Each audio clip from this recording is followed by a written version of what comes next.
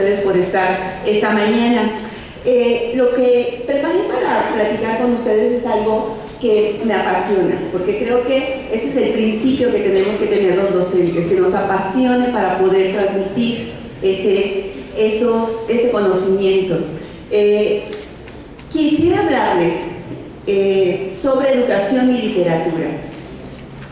Lectura y literatura en escuelas formadoras de docentes. Iba a ponerle el título como lectura y escritura en normales, pero eso de normal, a veces se confunde un poco con la normalidad. No sé si alguien conoce ese libro que se llama Opuestoros. Levante la mano quien lo conoce. Muy bien, mejor para mí, entonces. Esta presentación me gusta mucho. Este libro, como el nombre lo indica, Opuestoros, ¿de qué se imaginan que va a tratar? De opuestos y de toros. Entonces, si nosotros estamos aquí diciendo cerca, la siguiente, ¿cuál sería? Vamos a ver. Bien. Siguiente. Alto. Siguiente. Horizontal. Muy bien. Siguiente. ¿Cuál sería el opuesto de popa? Proa. Muy bien. Siguiente. Libre. ¿Otra vez? ¿Encerrado? ¿Preso? ¿Qué otra palabra? ¿Cautivo? ¿Qué otra sería? Esclavo. Y aquí es donde empieza lo interesante de la lectura, que la lectura no tiene una única línea de interpretación. La interpretación depende del lector, que es lo que vamos a ver un poquito más adelante. En este caso, el opuesto de libre que el autor nos propone es cautivo. Siguiente, sólido. Líquido. Derretido. Siguiente, suma. Resta. Siguiente, discreto. Llamativo. Indiscreto. Tímido. ¿Se fijan cuál es la amplitud de significados? Es decir, la polisemia que podríamos nosotros empezar a trabajar. Y aquí empieza entonces lo que les comentaba, lo rico de la lectura en la escuela, que no existe una única interpretación. Existen tantas interpretaciones como lectores tenemos en el aula. En este caso, como estudiantes de normales que tenemos en este auditorio. Siguiente, por favor. Discreto, llamativo, vegetariano, carnívoro, muy bien. Siguiente, simple. ¿Cómo? Complejo, compuesto, complicado. Y ahora otra cosa, el segundo nivel de lectura. Estamos ahorita solamente en el concepto de simple, pero ahora vamos a la imagen. ¿Cómo se imaginan un toro? Complejo, complicado. ¿Cómo sería un toro? Con rayitas, ¿cómo más? Muy bien, a ver, vamos a ver cómo nos lo pone. Complejo. Diabólico. Divino. Siguiente, terrestre. ¿Y cómo sería un toro acuático? Muy bien. Siguiente, despierto.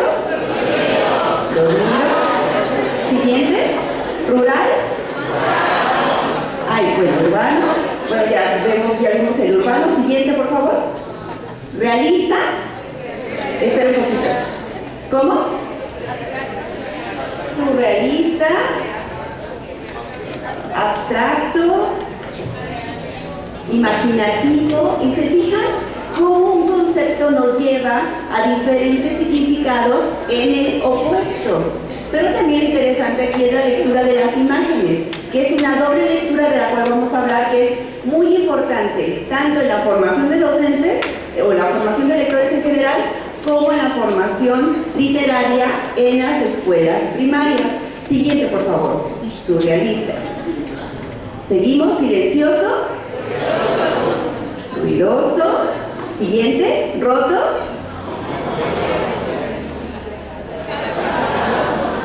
Reparado. desértico, valiente, miedoso, original, imitación, uno, puntual.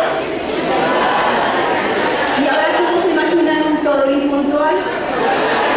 A ver, vamos a ver cómo es el toro impuntual. Muy bien.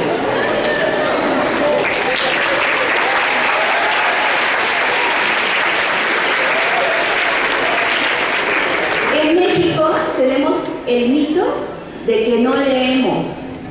Si han escuchado las encuestas de lectura, ¿verdad? Que leemos muy poco. Por lo menos esta mañana ustedes se van a ir con 3 libros leídos. Porque esto es un libro. Tiene un principio, tiene un desarrollo y una conclusión. Para primeros lectores, pero libro en sí mismo. Por lo menos cuando se vayan de esta clase van a poder decir que este año han leído 3 libros. Por lo menos. Muy bien. Como les comentaba, vamos a hablar de 3 conceptos muy importantes: lectura, literatura y escuelas formadoras de docentes. Vamos a ir viendo poco a poco. Primero vamos a hablar un poco de lectura, después vamos a hablar un poco de lectura en escuelas formadoras de docentes, después vamos a hablar de literatura y después vamos a hablar de literatura en escuelas formadoras de docentes. Continuamos, por favor. El punto de partida de cualquier charla sobre lectura es que tenemos que diferenciar entre la lectura, la decodificación, la lectocomprensión y la lectura literaria. Cuando nosotros hablamos de que estamos enseñando a leer, tenemos que tener mucho cuidado con este uso de la palabra. ¿Por qué? Porque cuando nosotros enseñamos a decodificar, significa que les otorgamos a los alumnos las herramientas para que puedan comprender que una grafía tiene un significado determinado dentro del sistema cultural de México. Por ejemplo, que la L y la A tienen un significado que es la, que si le ponemos una P, una I y una Z, entonces todas esas grafías tienen un significado y un referente que remite a un lápiz. Y todo el mundo sabemos que es un lápiz. Cuando nosotros decimos lápiz, en nuestra cabeza tenemos una imagen determinada, casi siempre amarillo, con letritas rojas, ¿verdad? Ese es cuando nosotros estamos hablando de que trabajamos con los alumnos la decodificación, pero eso no es leer.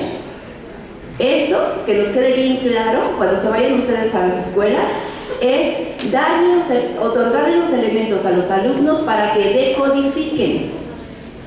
Esta L más la A significan la. Esto es decodificar. El método silábico alfabético y todos los métodos que ustedes están viendo otorgan elementos para decodificar el alumno. Pero el alumno no implica que el alumno esté comprendiendo lo que lee. El alumno, no sé si ustedes ya tuvieron prácticas en algún momento, el alumno puede decodificar y si le preguntan a ustedes qué significa o de qué se trata la lectura, en algunas ocasiones no saben decir de qué trata la lectura, porque no hay una lectura de comprensión, que ese sería el segundo nivel de complejidad, la lectura de comprensión. Pero nosotros vamos a hablar esta mañana de algo mucho más complicado y mucho más importante, que es la lectura literaria, que es, además de decodificar, además de comprender, tenemos que dar los elementos a los alumnos y a los docentes en formación para que se formen como lectores literarios y puedan apreciar la obra artística que significa literatura. Siguiente, por favor. Primero tenemos que ir formando la idea del docente como lector. Cuando hablamos docente me refiero a ustedes. Ya ustedes para nosotros son docentes. El docente debe de tener también una formación como lector y como lector literario. Cuando hablamos del docente como lector, vamos a abordar 3 puntos, que son los tipos de lectura, las etapas lectoras y los formatos de libros para niños. El primer punto tiene que ver con los tipos de lectura. Siguiente, por favor. infinidad de tipos de lectura. Si nosotros preguntamos,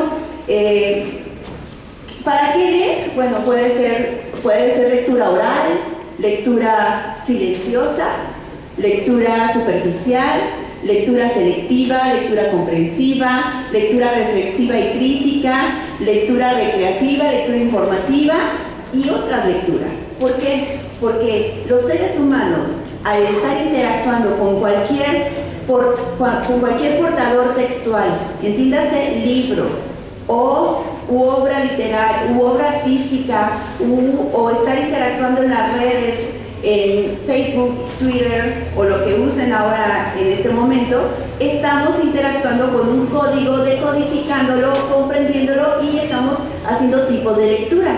Hay personas que se les facilita más hacer lecturas orales, hay personas que se les facilita o comprenden mejor haciendo una lectura silenciosa. Cuando van a ustedes en la escuela quizás les pidan que hagan resúmenes y hacen lecturas selectivas o que hagan, por ejemplo, a partir de un texto una reflexión y una crítica que sería de los niveles más altos dentro de la escala de lectura propuesta por PISA. Pero también existe la lectura recreativa. Esto significa que dentro de una lectura recreativa no está dentro de un programa educativo. Es decir, cuando nosotros hablamos de lectura recreativa, no se puede relacionar con materia dentro de la escuela. No se puede relacionar con hacer un examen de una lectura literaria. Es una lectura que se hace por decisión propia. Hay un autor que se llama Daniel Peña que nos dice que el verbo leer no acepta el imperativo. Por ejemplo, están en su casa y su mamá les dice, recoge el cuarto, y pues tienen que recoger el cuarto, ¿no? Trae agua, y pues traen agua. Ese es el imperativo. El verbo leer no acepta el imperativo. Si alguien te dice lee, pues te puedes sentar, abrir el libro sin cerrar los ojos, pero no leer. Leer es una decisión personal, es una postura subjetiva hacia el libro como portador cultural, como objeto cultural. Por lo tanto, cuando nosotros hablamos de lectura recreativa, dentro de la escuela está la disyuntiva entre la obligación de la escuela y la libertad de la lectura recreativa.